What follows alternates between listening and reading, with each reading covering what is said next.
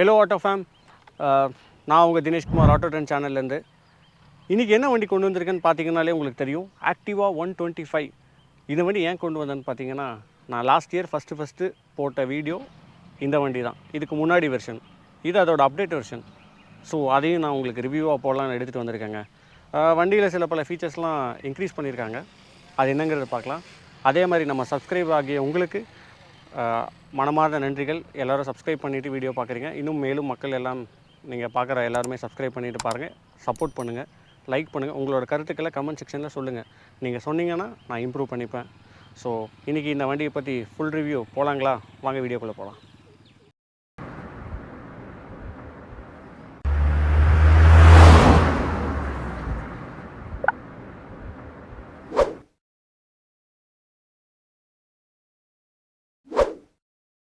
இந்த வண்டி இன்றைக்கி யார் நம்மளுக்கு கொடுத்துருக்காங்கன்னு பார்த்தீங்கன்னா, சந்திரா ஹோண்டா, சாய்பாபா காலனி, கோயம்புத்தூர். அவங்க இன்றைக்கி நமக்கு இந்த வண்டி ரிவ்யூக்காக கொடுத்துருக்காங்க. ஸோ அவங்களுக்கு ஒரு மனமார்ந்த நன்றி. வாங்க வண்டியை பற்றி பார்க்கலாம். இந்த வண்டியில் ஆக்டிவா 125 அப்டேட் பண்ணியிருக்காங்க. ஃபீச்சர்ஸ் வைஸ் அப்டேட் பண்ணியிருக்காங்க, டிசைன் வைஸும் கொஞ்சம் அப்டேட் பண்ணியிருக்காங்க. அது என்னன்னு பார்க்கலாங்க. ஃபஸ்ட்டு விஷயம், இந்த வண்டியில் ஃபுல் எல்இடி ஹெட்லாம்ப். இது நார்மலாக எல்லா ஸ்கூட்டரையும் கொடுக்குறேன், இதுலேயும் கொடுத்துருக்காங்க. அப்புறம் இந்த வண்டியில் இந்த போர்ஷனில் பார்த்தீங்கன்னா, இதுக்கு முன்னாடி வெர்ஷனில் இங்கே அந்த வைசர் தனியாக வருங்க. இதில் ஒரே யூனிட்டாக கொடுத்துட்டாங்க. ஜஸ்ட் இந்த சில்வர் கோமிங் ஃபினிஷிங் கொடுத்துருக்காங்க. இது பார்க்க நல்லா இருக்குங்க. பழைய மாதிரி இதுக்கு மேலே அந்த எக்ஸ்ட்ரா வைசர் இருக்கிறது டிஃப்ரெண்ட்டாக இல்லாமல் நல்ல யூனிஃபார்ம்டாக ஒரு மாதிரி ஒரு ஃபினிஷிங்காக நல்லா இருக்குங்க. அப்புறம் ஃப்ரண்ட்லலாம் டிசைன்லாம் ஆஸ் யூஷுவல் உங்களுக்கு அதே மாதிரி தான், சின்ன சின்ன சேஞ்சஸ் தான் பண்ணியிருக்காங்க. இந்த இடத்துல டிஆர்எல்ஸ் கொடுக்குறாங்க, எல்இடி டிஆர்எல்ஸ். அப்புறம் மேலே பார்த்தீங்கன்னா ஹாலஜன் இண்டிகேட்டர்ஸ். ஸோ ஹாலஜனில் கொடுத்துருக்காங்க, நல்ல விஷயம். அப்புறம் இந்த போர்ஷன் மெட்டலுங்க. இந்த போர்ஷனும் இந்த சைட் போர்ஷனும் ஆக்டிவாவில் எப்பயுமே மெட்டல் தான் கொடுக்குறாங்க. இந்த டைமாக தான் கொடுத்துருக்காங்க. இந்த போர்ஷனில் நமக்கு பிளாஸ்டிக், அப்புறம் அந்த ஹெட்லாம்போட யூனிட்டும் உங்களுக்கு எல்லாமே பிளாஸ்டிக்கில் தான் கொடுக்குறாங்க. ஸோ டிசைன் வைஸ் நீங்கள் பார்த்தீங்கனாலே தெரியும், நல்லா தான் இருக்குது. அப்புறம் சைடில் வந்தீங்கன்னா, ஸோ சைடில் இந்த இடத்துல இப்போ புதுசாக பேட்சிங் பண்ணியிருக்காங்க. ஆக்டிவான்னு சொல்லி நல்லா பெருசாகவே பேட்சிங் பண்ணியிருக்காங்க, க்ரோம் ஃபினிஷிங்கில். ஸோ நல்லா இருக்குது. இந்த டிசைன்லாம் இம்ப்ரூவ் பண்ணியிருக்காங்க. பின்னாடி பார்த்தீங்கன்னா உங்களுக்கு ஆஸ் யூஷுவல் பழைய டிசைனே தான், பட் சின்ன சின்ன சேஞ்சஸ் மட்டும் கொடுத்துருக்காங்க.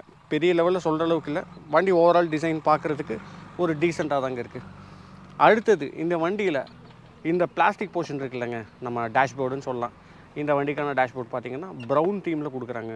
ப்ரௌன் தீம், அதே மாதிரி இந்த சீட் கவரும் ப்ரௌன் சீட் கவர்ஸ் உங்களுக்கு 2 வேரியண்ட்லேயுமே வருங்க. பேசிக் மாடல், டிஸ்க் மாடல்னு சொல்கிறாங்க.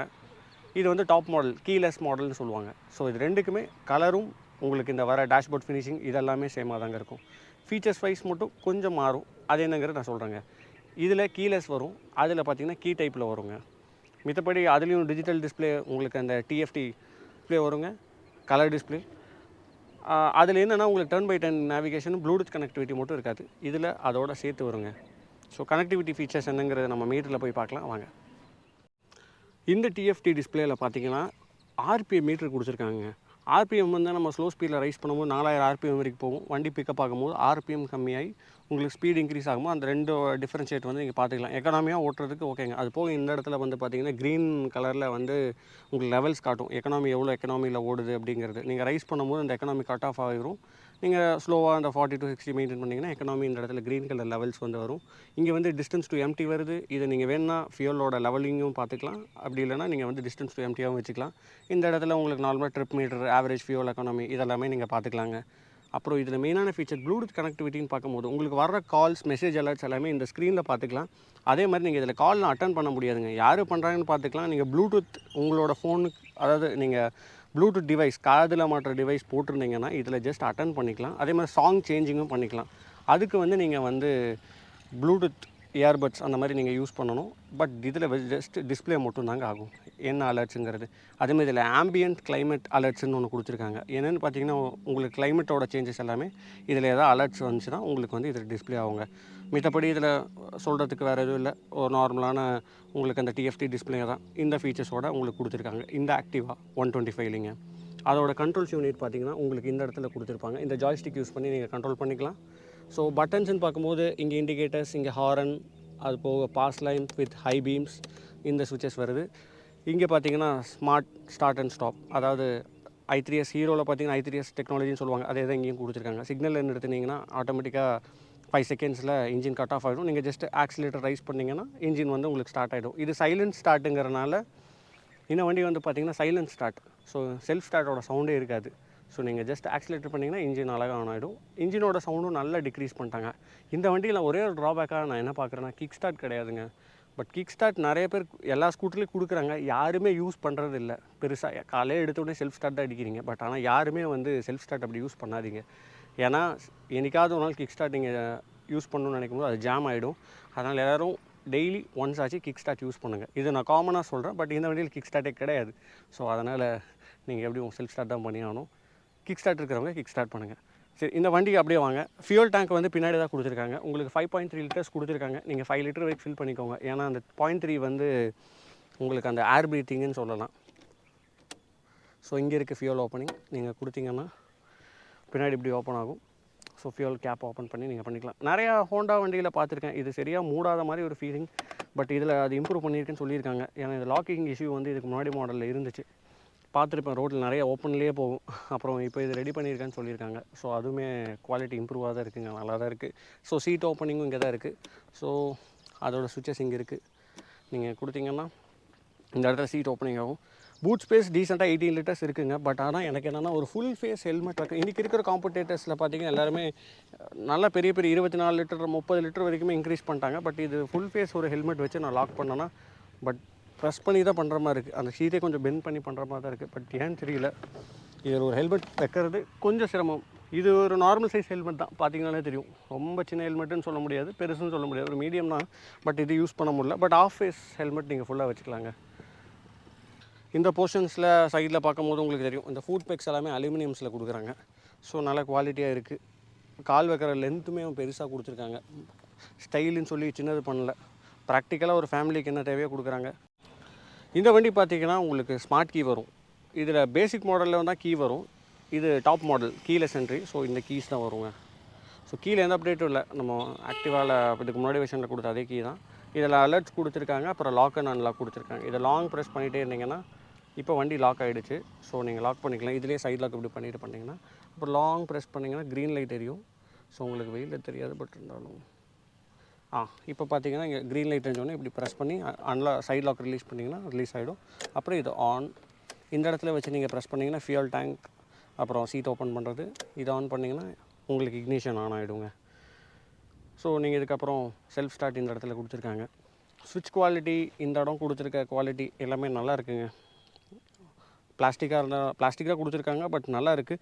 அதே சமயத்தில் இது வந்து இல்லுமினேட்டடுங்க. நைட் டைமில் பார்த்திங்கன்னா ஒரு ப்ளூ லைட் க்ளோயிங் இருக்குங்க. ஸோ அதனால் இருட்டிலலாம் தேட வேண்டாம், ஈஸியாகவே நீங்கள் பார்த்துக்கலாம். அப்புறம் இந்த இடத்துல வந்து பார்த்திங்கன்னா ஒரு ஹூக்ஸ் கொடுத்துருக்காங்க. ஸோ இந்த ஹூக் இப்படி எடுத்துகிட்டு நீங்கள் மாட்டிக்கலாம். எனக்கு தெரிஞ்ச ஒரு 3 kgs வரைக்கும் தாங்குங்க. அதுக்கு மேலே ஓவர்லோடிங் கொடுத்திங்கன்னா அதுக்கு பெருசாக தாங்காது. பட் ஆனால் டீசெண்டாக தாங்க இருக்குது. இந்த இடத்துல ஒரு டோர் பேக்கேஜ் கொடுத்துருக்காங்க. சின்ன நீங்கள் ஃபோன்ஸ் எல்லாமே ஹோல்டு பண்ணிக்கலாம். அப்புறம் இந்த இடத்துல வந்து ஃபஸ்ட்டு டைம் ஆக்டிவாக C2C, அதாவது நீங்கள் உங்களோட ஃபோனுக்கு C டைப் USB போர்ட் கொடுத்துருக்காங்க. ஸோ இந்த இடத்துல நீங்கள் சார்ஜிங்க்கு யூஸ் பண்ணிக்கலாம். பட் இதுக்கு முன்னாடி வெர்ஷன்ஸ் வரைக்குமே நம்ம ஆக்டிவாவில் சார்ஜிங் போர்ட்டே கிடையாது. பட் இந்த டைம் தான் அப்டேட் பண்ணியிருக்காங்க. ஸோ இதெல்லாம் தான் ஃப்ரண்ட்டில் இருக்கிற ஏரியாஸ். இதில் உட்காந்து பார்க்கலாம். உட்காந்துட்டேன். வண்டி உட்காந்தப்போ பார்த்திங்கன்னா எனக்கு ஹைட்டு வந்து கரெக்டாக இருக்குங்க. நான் 5.8 இருக்குங்க. எனக்கு பர்ஃபெக்டாக நல்லா கால் மடிக்கிற ஷேப்லேயே தான் இருக்குது. எபோவ் 5 இருக்கிறவங்க, 4.9க்கு மேலே இருக்கிறவங்களே வந்து வண்டியில் எனக்கு தெரிஞ்சு கால் வந்து எட்டாமல் போகாது, கரெக்டாக இருக்குங்க. ஏன்னா ஹைட் கரெக்டான ஒரு ஹைட்டாக இருக்குது. இந்த வண்டியோட கிரவுண்ட் கிளியரன்ஸ் பார்க்கும்போது 163 mm கொடுத்துருக்காங்க. எனக்கு தெரிஞ்சு 160 ப்ளஸ்ங்கிறனால எந்த குழியில் ஸ்பீட் பிரேக்கர்ஸ்லாம் டபுள்ஸில் போனப்போ எங்கேயுமே தட்டாது. ஏன்னா 160ங்கும் போது ஒரு ஸ்கூட்டருக்கு தேவைப்படுற ஒரு கிரவுண்ட் கிளியரன்ஸ் தான், அது கொடுத்துருக்காங்க இந்த வண்டியில். நான் சொன்ன மாதிரி பிரேக்கிங் வந்து பார்த்திங்கன்னா காம்பிக் பிரேக்குங்கிறனால ஃப்ரண்ட்டில் டிஸ்க்கு கொடுத்துருக்காங்க. 12 இன்ச் வீலு டிஸ்க் பிரேக்கோடு கொடுத்துருக்காங்க. ஏபிஎஸ் கிடையாது, பட் இருந்தாலும் சிபிஎஸ் கொடுத்துருக்காங்க. பின்னாடி ட்ரம்மு 10 இன்ச் வீலுங்க. நீங்கள் பேக் பிரேக் அப்ளை பண்ணிங்கன்னா கூட பின்னாடி ட்ரம் அப்ளை ஆகும்போது உங்களுக்கு டிஸ்க் அப்ளை ஆகுதுங்க. ஸோ அது வந்து நல்ல ஃபீச்சர்ஸ்ன்னு தான் சொல்லுவாங்க. ஏன்னா டிஸ்க்கு பின்னாடி ட்ரம்மு பிரேக் அப்ளை பண்ணால் ரெண்டுமே ஈவனாக அப்ளை ஆகும். ஸோ டீசெண்டாக பிரேக்கிங் வந்து பயப்பட தேவையில்லை. ஏன்னா பேக் மட்டும் ஸ்கூட்டரை பொறுத்த வரைக்கும் ரொம்ப ப்ரெஸ் பண்ணிங்கனாலும் வண்டி இழுத்துரும், ஃப்ரண்ட்டில் பிடிச்சிங்கனாலும் டேஞ்சர்னா. ஸோ ஈக்குவலாக அப்ளை ஆக நீங்கள் லெஃப்ட் பிரேக் மட்டும் நீங்கள் அப்ளை பண்ணாலும் போகும். அது போக ஃப்ரண்ட் பிரேக் நீங்கள் இண்டிவிஜுவலாகவும் பிடிச்சிக்கலாம்.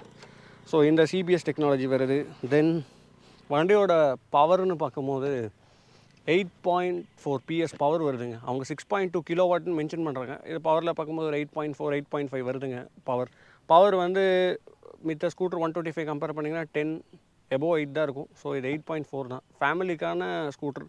அது மைலேஜுக்கு பார்க்கும்போது உங்களுக்கு வந்து 50+ தாங்க இருக்கும். ஏன்னா பவர் கொஞ்சம் கம்மி பண்ணியிருக்காங்க BS6ங்கிறனால. பழைய ஆக்டிவாக்கு அளவு கிடையாது. இது கொஞ்சம் ஒரு நார்மலாக உங்களுக்கு ஒரு டீசெண்டான பவர் இருக்குது. டார்க்குன்னு பார்க்கும்போது உங்களுக்கு ஒரு 10 Nm டார்க் இருக்குது. ஸோ டபுள்ஸ் நீங்கள் இங்கே ஏதாவது கொஞ்சம் லக்கேஜஸை வச்சுட்டு போகிறீங்கும் போது வண்டி வந்து பெரிய லெவலில் திணறாதுங்க. ஒரு டீசெண்டாக சிட்டி யூசேஜுக்கு பெஸ்ட்டுன்னு சொல்லுவோம். ஒரு ஃபேமிலி யூசேஜுக்கு ப்ளஸ் சிட்டி யூசேஜுக்கு நீங்கள் வந்து இந்த ஆக்டிவா வந்து கன்சிடர் பண்ணலாம். இந்த ஆக்டிவா 125 பார்த்தீங்கன்னா 2 வேரியண்ட்டில் வருதுங்க. பேசிக் மாடல் வருதுங்க, கீ டைப்பு. இது வந்து கீலெஸ் மாடல்னு சொல்லுவாங்க. இந்த ரெண்டுக்கும் என்ன டிஃப்ரெண்ட்டுன்னு பார்த்தீங்கன்னா அந்த கீ டைப் தாங்க மாறுது. அதில் கீ போடுவீங்க, மேனுவல் கீ போடுவீங்க, இதில் கீலெஸ். இது மித்தபடி இந்த அலாய் வீல் டிஸ்க் பிரேக் இதில் வர கலர்ஸ் இருக்கிற ஆசிட்டிஸ் எல்லாமே சேமுங்க. அப்புறம் இந்த இன்ஃபோடெயின்மென்ட் சிஸ்டமில் ஸ்க்ரீனில் பார்த்தீங்கன்னா அது ப்ளூடூத் கனெக்டிவிட்டியும் டர்ன் பை டர்ன் நேவிகேஷன் இதெல்லாம் வராதுங்க. மித்தபடி இதில் இருக்க எல்லா ஃபீச்சர்ஸுமே அதுலேயும் வரும். அதோட எக்ஸ்ஷோரூம் பார்த்தீங்கன்னா பேசிக் மாடலோட எக்ஸ்ஷோரூம் பார்த்தீங்கன்னா 99,990 மட்டும்தாங்க. 1 லட்ச ரூபாய்க்கு கரெக்டாக 10 ரூபீஸ் கம்மி, 10 ரூபா கம்மி. எதனாலன்னு பார்த்தீங்கன்னா ரோட் டேக்ஸ் வந்து அதில் என்ன பெனிஃபிட்னா ரோட் டேக்ஸ் வந்து உங்களுக்கு 10% தான் வரும். எபோவ் 1 லேக்குங்கும் போது உங்களுக்கு 12% வருங்க. இந்த மாடல் பார்த்தீங்கன்னா 1,04,000 எக்ஸ்ஷோரூம் வருதுங்க. ஸோ இந்த ரெண்டே மாடல் தான். ப்ரைஸிங் நல்லா தான் ஃபிக்ஸ் பண்ணியிருக்காங்க. இந்த வண்டி பார்த்தீங்கன்னா FI சிஸ்டமுங்க. ஆன் பண்ணோன்னே FI இண்டிகேஷன் ஆச்சு. நான் இப்போ வந்து செல்ஃப் ஸ்டார்ட் பண்ணுறேன். ஸோ சைலண்ட் ஸ்டார்ட், வண்டி ஆன் ஆகிறதே தெரியல. இன்ஜின் நாய்ஸும் ஐடியில் பார்த்தீங்கன்னா ரொம்ப சைலண்ட்டாக தான் இருக்குது. இப்போ நான் எடுத்தோடனே ஒரு பேட் ரோட்ஸில் தான் ஓட்டுறேன். எப்படி இருக்குன்னு பார்ப்போங்க சஸ்பென்ஷன். ஸோ RPM மீட்டர் கொடுத்துருக்காங்க. அதில் பார்த்தீங்கன்னா RPM எவ்வளோங்கிறது வந்து ஷோ ஆகுது. இப்போயே 3500 RPM காட்டுதுங்க. ஆனால் வண்டி வந்து பார்த்திங்கன்னா உங்களுக்கு வெறும் 19 to 20 கிலோமீட்டர்ஸ் தான் போகுது.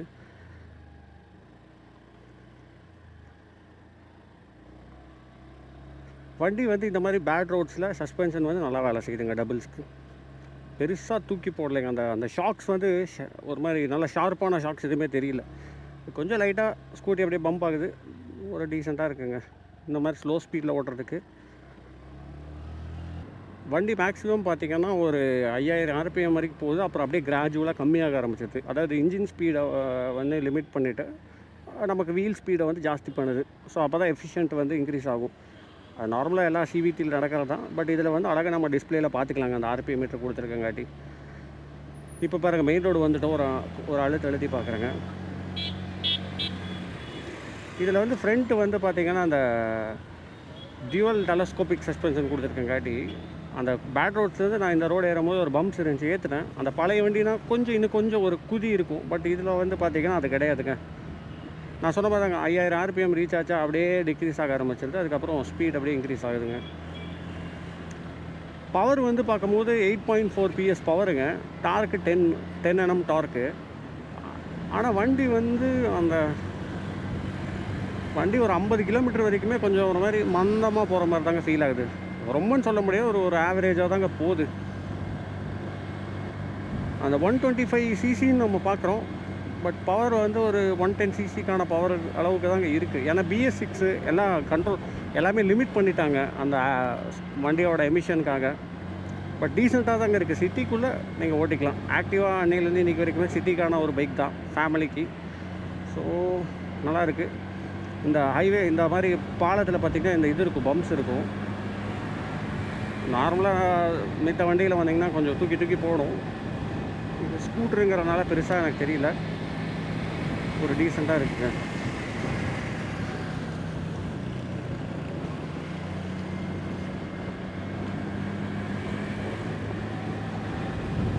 சைட் மிரர் வியூ நல்லா இருக்குங்க. அப்புறம் அந்த டிஜிட்டல் மீட்டர் வந்து நல்லா அந்த வெயில் இப்போ நான் எடுத்துகிட்டு போகிற பார்த்திங்கன்னா ஒரு 11:30.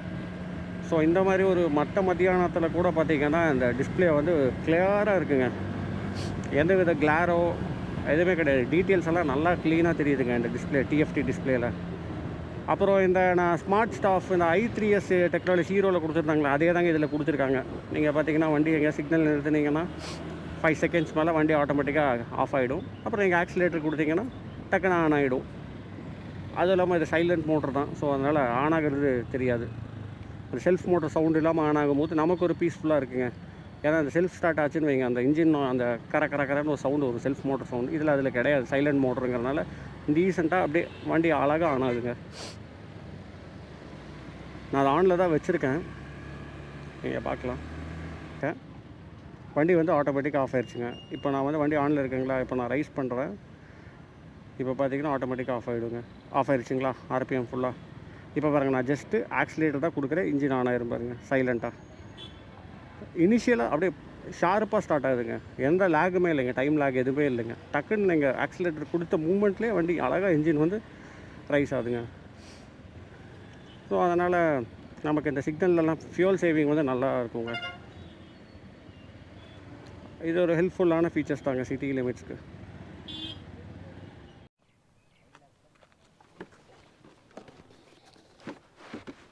இந்த வண்டி நம்ம ஓட்டி பார்த்தோங்க. ஓவராலாக சஸ்பென்ஷன் நல்லா தாங்க இருக்குது, ஃப்ரண்ட் சஸ்பென்ஷனும் நல்லா சப்போர்ட் பண்ணுது. வண்டி பவரில் நான் சொன்ன மாதிரி தாங்க கொஞ்சம் நார்மலாக தாங்க இருக்குது. ரொம்ப 125 சிசிக்கான பவரான்னு கேட்டிங்கன்னா கொஞ்சம் கம்மின்னு தான் சொல்லுவேன். இந்த வண்டியில் ஓவராலாக எல்லா ஃபீச்சர்ஸுமே ஓகேங்க, சூப்பராக இருக்குது. இன்றைக்கி தேவையான ஃபீச்சர்ஸ் எல்லாமே கவர் பண்ணியிருக்காங்க. ஒரே ஒரு என்னன்னா, இவங்க கொடுத்துருக்க பூட் ஸ்பேஸ் மட்டும்னா 18 லிட்டர்ஸ். அவங்க கொடுக்குற ஹெல்மெட் வைக்கலாம், பட் நம்மளோட ஃபுல் ஃபேஸ் ஹெல்மெட் மட்டும் அதில் வைக்க முடியாதுங்க. மித்தபடி வண்டி ஓவராலாக ஒரு ஃபேமிலிக்கான சிட்டி யூஸ்க்கான ஸ்கூட்டர் தாங்க. ஸோ நீங்கள் ஸ்கூட்டர் 125 சிசியில் பார்க்குறீங்கன்னா இதை நீங்கள் கன்சிடர் பண்ணலாம். இன்னும் மேலும் உங்களுக்கு நான் அடுத்தடுத்த வீடியோவில் அடுத்த அப்டேட்டடான வண்டியெல்லாம் கொண்டு வரேன். அது வரைக்கும் உங்களிருந்து விடைபெறுவது ஆட்டோ ட்ரெண்ட் சேனல்லேருந்து தினேஷ்குமார். பாய் ஆட்டோ ஃபேமிலி.